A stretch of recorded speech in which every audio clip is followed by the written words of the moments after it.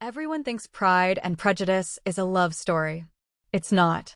It's a horror story disguised as comedy. And nobody notices because we're distracted by the kiss at the end. Here's what Austen is actually writing: a story about women who have no choice. Elizabeth Bennet, our heroine, is poor. Her family has a house, but no money. When her father dies, the house goes to a male cousin. The law doesn't allow daughters to inherit.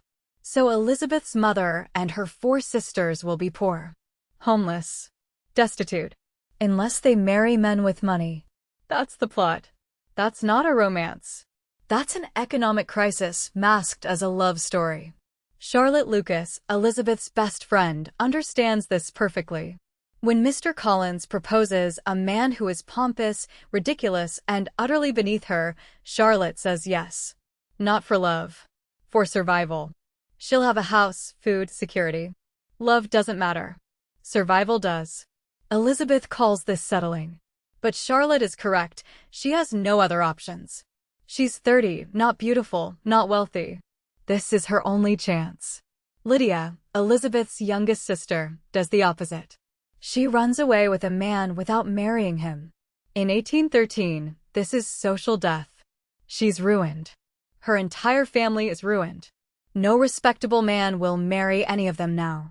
The family's future, all their survival, depends on whether Lydia's lover, Wickham, can be bribed to marry her. He can. For a price. Mr. Darcy pays that price. Not because he loves Lydia. Because the alternative is that Elizabeth will be dragged down with her sister. No man of his station will marry her now. No man of any station will. She'll be unmarriageable. Which, in this economy, means she'll be poor. Forever. That's Austen's real thesis. Marriage is not about love. It's about survival.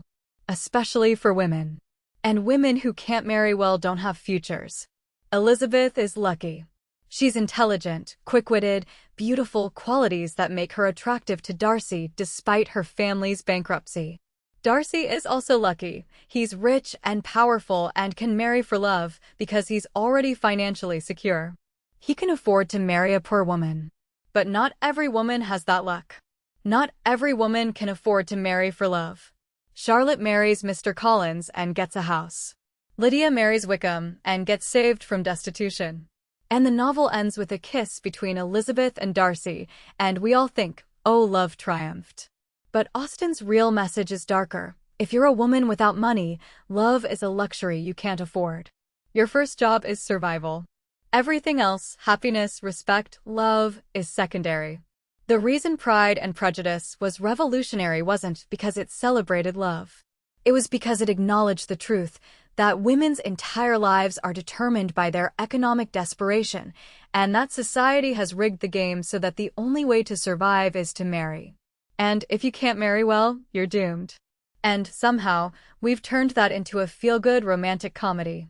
Austen would probably laugh. And then she'd set the book on fire.